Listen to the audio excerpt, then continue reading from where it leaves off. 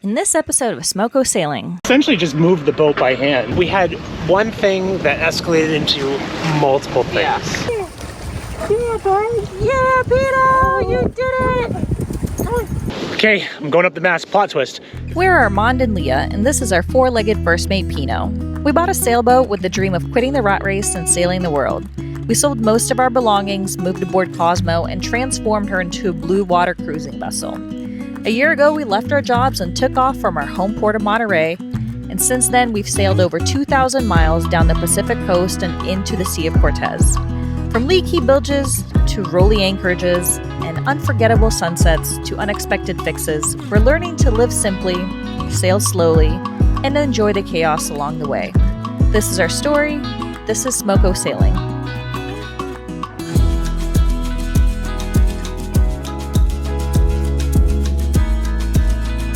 And we are out of here. We're about to take off from the docks, and we have a little bit of pre-voyage jitters. I think that's because it's been the shortest stay that we've had in between passages, because even Avila Bay was, I think we stayed for 4 nights. This place we stayed for 3, so it's one long passage, 3 nights, and then another really long passage. So this passage, we're going to do things a little differently. We're going to keep a logbook and update it every half hour, I think, of just like how things are going. So hour, yeah, maybe. So that when the next person takes over, we can be like, hey, maybe we shouldn't be on this tack. And I'm actually going to try to sleep this time. I normally sleep in the cockpit, which works, but I didn't sleep last time. I started to hallucinate a little bit, and that's not good. It is a trust thing. Like, I trust you, but at the same time, I want to be there if something were to happen. You know what I mean? Like, I'm fine. Yeah, it's just a mental thing. It's like, oh, what if Leah like needs me right away? It's a small boat. Leah's fine. Yeah. Leah's got Pinot. Yeah, so let's do this. Come along. Our goal was to leave at 3. It is 3. When I was cleaning the boat today, I was like, man, I could use a whole day to clean this girl, but we gotta go. Hardly any wind. Let's do it. After just 3 days in Ensenada, checking in, provisioning, and a much-needed washdown for Cosmo, we were already off again. And our next passage was going to be the longest to date. The forecast predicted calm seas and good wind, and we kicked off our passage with a nice, smooth departure from the Marina docks. And it's all good. I essentially just moved the boat by hand, which is kind of cool. I've never really done that before, but we're good. Bahia Tortugas is the next logical stop for most cruisers leaving Ensenada, and it's a 290-mile trip that takes about 2.5 days, which means 2 nights out at sea. All right, got a little bit of swell, nothing too bad, but I think we're gonna stick like this for the rest of the night. Cool, man, let's vibe. What's our speed? Like 2.2. 2.2, 2.5, crawling. That first night, as we sailed offshore, started out very smoothly, and things took quite a turn as Armand took his night watch. Good morning, guys. It is the next day. So let's see. We are 15 hours into this trip. Great progress, all downwind, mostly jib, but these conditions are pretty interesting. A bit of a washing machine. So I just got the first sleep I ever did, which was a 2-hour stretch. Most sleep I've actually ever gotten on a passage. So I'm pretty pumped and I'm feeling very good. Yeah, an interesting night. As you notice back here, we had to cut our dinghy loose because it kept banging up against our solar arch, which is a mess. So don't worry, the dinghy's still there, but in the middle of the night we had to rig all of that. So it was a little stressful. The overnight dinghy drama rattled us a bit, and the waves continued to roll Cosmo around on the Pacific coast. The wind was manageable, and we were sailing along, but the swell turned the boat into a washing machine, and we didn't even try going below deck. We did manage to get some rest in the cockpit, but it was still pretty brutal out there. Somewhere around 50 miles offshore, we noticed the dinghy riding a little low. And turns out we forgot to plug the drain hole during that washdown in Ensenada, and it had been slowly filling up with seawater for hours. By the time we caught it, 2 of the 3 towing lines had already snapped under the weight, and only 1 line remained, and it was not looking great. So naturally, the plan was to toss Armand into the dinghy while still underway in the open ocean with a pump. If we weren't already rattled before, this did us in. It's hour what? Do you know? Hour 20. We are taking a break. Not as a couple, but we're gonna bail and go to San Quintin. because it's been rough. It's we had a So- few little oopsies. The sailing's been great. Like, it's actually, the sailing is awesome. I'm really enjoying it. But Yeah. we had one thing that escalated into multiple things. Yeah. Let's talk. We were hanging our dinghy from this thing. Not the tender handler, but specifically the dinghy bridle that Armand proudly sewed himself back in October. And if you watched episode 18 and thought, that bridle is a bit low, well, you were right. So it's meant to hold your dinghy, but I don't know if I tied it nice and securely. It's like dinghy davits. They're dinghy davits, but in the middle of the night, the D-ring that was holding on to for security, not like the one that was actually weight bearing, the one that was just holding for security, ripped out of the high field. So that was pretty sad. So it was swinging around like crazy. And in doing so, it knocked over our grill, which got a bunch of ashes. Like, look at all these ashes all over the boat that I just washed. And also in combination with Pinot's little turf pad that Armand filled with Dog food. doggy doo-doo, when we discovered that the D-rings ripped off of the high field and that it was just like bouncing back and forth on Like slamming the back. dinghy davits. Yeah. So we're like, okay, we're gonna tow it. Okay, but to get it down, you need to get it off of the bridle, and it's pretty hard unless you lower the dinghy down and then sit in the dinghy and take it off. Armand literally had to get scissors, and we're slowly lowering the dinghy down and then cutting The webbing. the webbing on straps. on the straps. It was like serious. And then trying to push it away from the boat so that the hull, the aluminum hull of the dinghy doesn't hit our fiberglass. So then, And then there's a towing bridle, yeah, which has 3 straps. It goes one long line, and then it goes into 3 straps. It's really nice. And overnight, I noticed one of the straps like snapped, and I was like, "What is going on?" So I'm watching it, and then I noticed the other one snapped like probably 3 hours ago. And I realized why. When I had the dinghy up on the dinghy davits, I had the drain pipe open so that water would drain out of it, because it's had water in it for a while. So guys, the dinghy that we were towing had a hole in it. we're just filling up with It water. was filling up with water and emptying with water, and all that stress ripped off the towing bridle. So we fixed it, and in efforts to not have to buy a brand new high field, we're gonna anchor tonight. We're what, 40 miles away? Yeah, just about. I guess lesson learned, we're just gonna keep putting it on the stern when we do long passages. We're also gonna make a shorter bridle, and next time we're also gonna plug the dinghy. Lots of lessons learned. And the bad part is that when we're trying to do all of this, we are in high winds. Like, we were in like 15, 20 knot winds, which for us is pretty high. Like, we're new sailors. And the swell here is pretty nuts. So we were just getting beat up. And the jib. That's the other part that we were struggling with, is we just couldn't get the jib furler to roll in the jib, because we needed to slow the boat down so Armand can actually hop into the dinghy to get all the stuff done. And so we've been just sailing with a jib because it's been mostly downwind. It's been great. But when it came time to furl it in, yeah, it was jacked up. So we're gonna anchor in the dark somewhere we've never been, which is fun, but we'll figure it out. yeah, And we're just gonna sleep like dogs, I feel like. Sorry. it's been real. It's been fun, but it hasn't been real fun. Yeah, We're all sorry if I don't tired. have a ton of energy. I'm kind of smoked. I'll Let's be get alright. to San Quintin. Yeah. You did good. See ya. Thanks.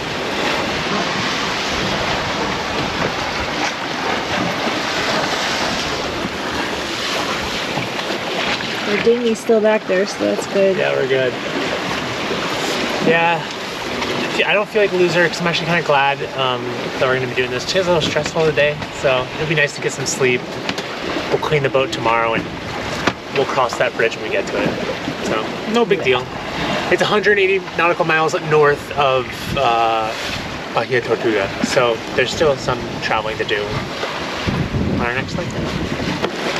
I just want to get some sleep because I haven't been able to nap. Usually I can nap anywhere. I'm usually the queen of naps. This journey, I think because I was downstairs and I wish that I had filmed the sounds. It's not really the sights, it's more the sounds. I was down in the cabin and it just sounds like things are crashing and falling, and I'm like, oh my god, Armand is overboard or he's falling around the deck. But I come up here and he's like, no, everything's good, everything's fine. So I think it's more of just the boat making noise. Everything's fine, it's just like the waves and the way that the sea conditions are right now. But good job, buddy. Winning. The passage wasn't a complete disaster as we got to celebrate one win. Bet you never heard two adults this stoked about a dog pooping on deck, but we've waited months for Pinot to do this. We're just pulling into the anchorage now. It's what, 2 a.m.? 2:35. 2:35, so it'll be 3 by the time we anchor, which means we've been sailing for 36 hours. We're 2.26 nautical miles away. And like, we've had so many things go wrong, so we really need to just get in the anchor and just rest. It's a little windier than we love, but maybe when we get closer to shore it'll be okay. Yeah. We'll see. Supposedly the cruising guide said that this is like a protected anchorage, but I don't know, I ain't seen it yet. Well, we are 2 miles away, so. Yeah, and a little bit of wind is okay. We'll just drop the anchor. We have all the room, so. AIS isn't showing anyone. Yeah, nobody's here. So. Kind of weird, but yeah. All right, cut this to 15 knots. All right, we'll see you later. It was pitch black as we came into the anchorage, and we relied solely on our charts to see where we were going, hoping that if there was a boat ahead, they'd have their mooring lights on. Once we were safely anchored, we went below deck and passed out. It's the next morning in Bahia Quintin, and there's a couple things we want to knock out today. We don't want to stay here super long. We all know how projects go. One of them is I broke the like jib window. We have a vinyl window because the jib sheets were smacking around. It cracked one of them. So I'm gonna drop the jib and patch that up. The second most important thing is our jib furler has been really fussy lately, and that really scares me because if we're ever in high winds, we can't roll up the jib. Like, that could be really bad. We have a jib furler, so sometimes dropping it is kind of tricky. Let's go drop the jib, patch that area, raise the jib, and then roll it before the wind comes. And if the wind comes, then I'll get to it this afternoon, but let's knock this out. And if you look back here, it's an absolute, oh no, and Pinot's sitting in the ashes. Our barbecue right there fell over. There's ashes all over the deck, so I'm actually gonna rinse that off right now because it's gross.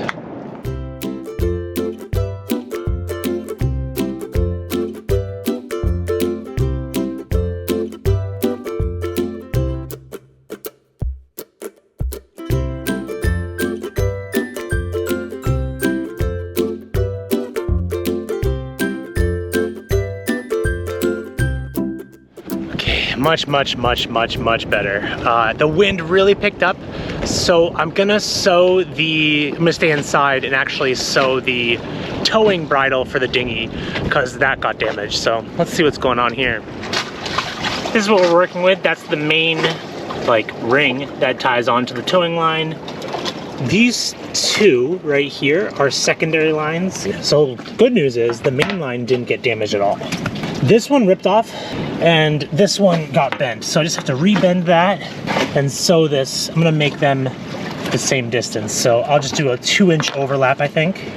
And on this side too. And we'll be good to go. Yeah, doing a little bit of surgery. We're just gonna sew it together like that. No problem. With webbing, that's gonna be strong.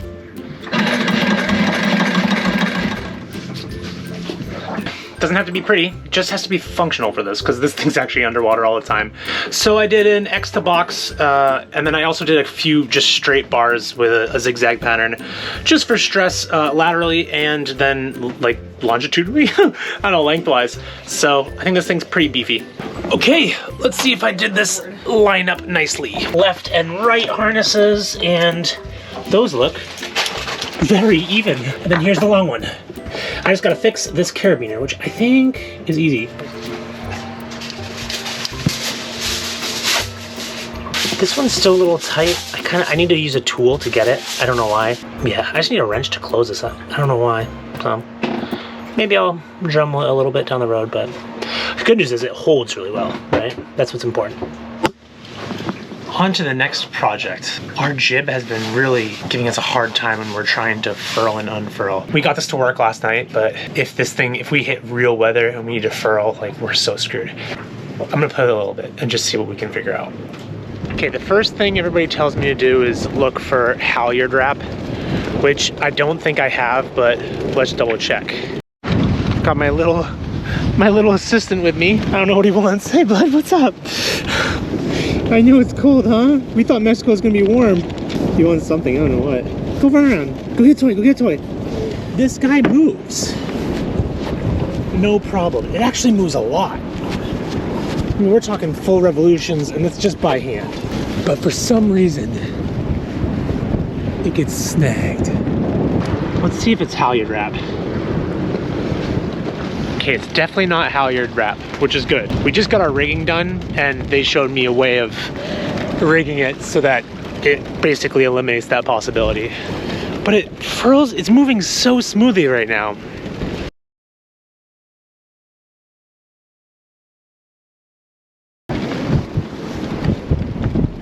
Good boy, Pinot. Pinot, good boy. Pinot, come here. Good boy. Oh, you're such a good doggy. Come here. Oh man, sorry about that.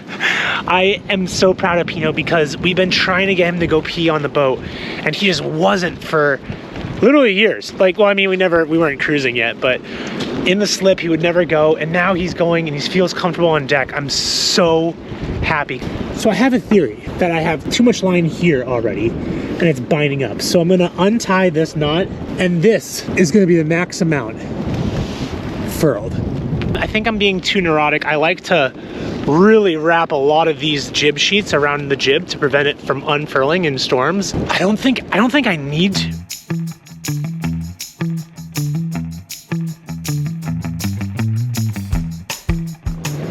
Well, good morning. Fantastic day yesterday and night last night. Seriously. Oh, we got so much sleep. I felt like we were quitting so bad when we decided to come here. Hey, baby. I thought we were quitting so bad. I was kind of beating myself up. I was like, just keep going, just keep pushing. But we got sleep. I think I slept over 18 hours. Like, it was wild. We cleaned up, we got things squared away. Prepped some food. So we want to take off as soon as possible, but we have to fix the jib real quick. So we're just gonna apply some sail tape onto those windows. And I'm gonna play a little bit with the furling drum and show Leah what's up. But I think we're in better spirits and we'll be able to think clearly and do things correctly. Mm-hmm. The forecast shows kind of like the same conditions as we had before. We're just not going to go as far offshore this time. Yeah. Going to Bahia Tortugas. So we kind of know what to expect already, so it's not going to be challenging. And this time's kind of cool because we're sailing like across a huge bay. So the land is moving away from us as opposed to us moving away from the land, if you want to think of it that way. Now the dinghy is going to be strapped down pretty well. Oh yeah. Pinot can now go potty on deck, so those are like holy shit. The biggest two stressors of the last passage have been resolved. If anybody's had a dog on board and the dog won't go to the bathroom, you know. It will eventually. But now he's going like a champ. Not on his turf. Yeah, not his turf. We'll get there. But he's going in places. I think once the cushions are down, he won't go where the cushions are because he's very polite. I am so proud of the little dude. And let's go fix the jib before things get crazy. Give the people what they want. They want more scoop.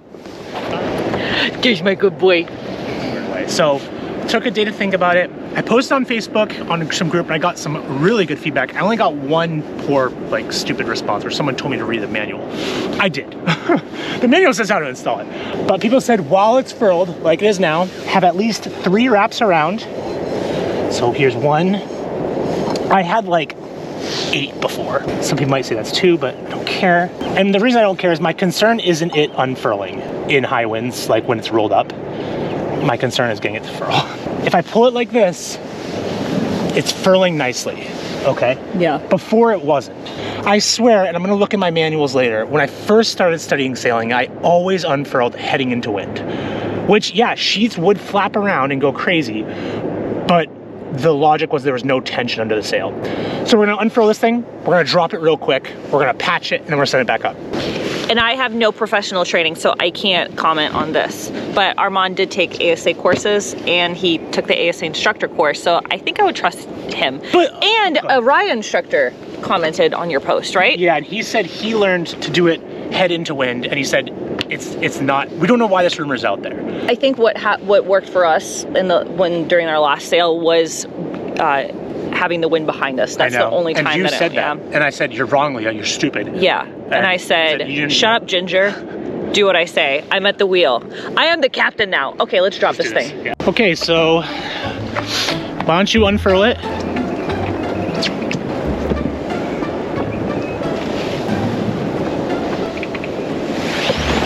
All right. Wait, is that supposed to happen? Wait. Plot twist. The rope broke. So this is our jib halyard. Uh-oh. Yeah, that's not cool, but it's not a big deal because we can just use these halyards, Leah. Oh, what a drag. Because the problem is the halyard goes inside the boom. It's up there though. I see it, do you see it? This isn't a big deal. We're just gonna reuse one of these. Should I go up real quick and pull it down? Yeah, I mean, it's calm right now. Let's do it. Okay, I'm going up the mast. Plot twist. This isn't a big deal, but this is actually a good thing because I can make sure that everything's hunky-dory up there. So Leah, do not pull on this blue line, okay? Yeah. All right, let's gear up. I guess while Armand is doing his thing, I'm gonna be doing this. This is the little repair that we have to do. Oh, there's 2 cracks. I don't know who thought to put vinyl windows in a jib. Like, whoever thought of this, it's like, okay, I get to see through the window. The material weathers so incredibly fast. It's really stupid. I guess now we have to patch up 2 holes. So it's cracking over here, and it's gonna start cracking over here. I think I have some vinyl material, but I'm not really sure how the sailright's gonna get to this little angle, but it's not gonna be knocking us down. Oh, I see what happened. So when they stitched this, they did this before they stitched this. So it's like piece by piece by piece. I might just need to get a new jib. It kind of sucks, but whatever. Sad day for the jib. That's not supposed to be like that. Even non-sailors know that. Armand's gonna go up by himself in this little climber. He's gonna hoist himself up. And it's a beautiful day in the bay here in San Quintin. So as you can see here, I'm literally putting a band-aid on this problem. So I've got this tape, and it's a sail repair kit, sail patch kit. This is sail bandage tape. I'm putting it on both sides. I'm gonna try to get the bubbles out as best as I can, and then I'm gonna flip it over and get the other side. And Armand's getting his workout of the day. He's almost up there. I've got what's left. the line that was holding on to our jib. All right, let's talk about what happened. So we're gonna send up the jib now with a halyard, which good news, like, we never really use this halyard, so it's fine. We have a secondary one, but I want this one because it's further away, and I want us to steer clear of some shredded, like, aluminum that's up there. That ate the last halyard. I don't know how long that took to eat it. It could have been eating it for like 10 years, so we're gonna figure that out. We want to sail, it's nice out. I'm just gonna put a nice little knot on this, and then Leah's gonna hoist it. So this is essentially the halyard that we use to hoist the dinghy. It is. Since we're not hoisting the dinghy, because we fixed the tow line, and we're gonna be towing it, we can now use that line to hoist this. Let me know when you're ready to hoist it. You're not gonna need it around the winch. It's gonna be very light. He said put it up by hand.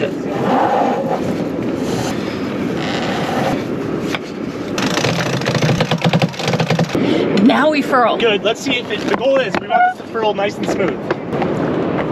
Oh, look at that furl.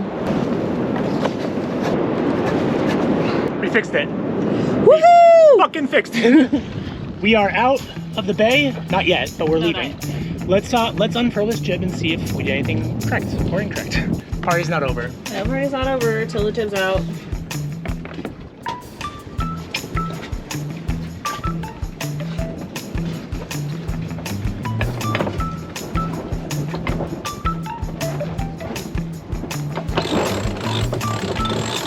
Okay, that looks great. That looks wonderful. I'm gonna make sure the drum is tied nicely. I think it is, but I just want to cinch it down a little. Yeah. Happy boy. Let's check this out. All right. I'm gonna see if I can roll it a little bit and see what happens. So let's try to furl it a little bit and see if we didn't dork everything up. I just want to see if the drum will turn. Ladies and gentlemen, that is what was supposed to happen, right? We tested the jib, rolled it in and out, and everything looked great. We put our feet up and got ready for a smooth passage. But this was just the start of what we're gonna now call the furler fiasco.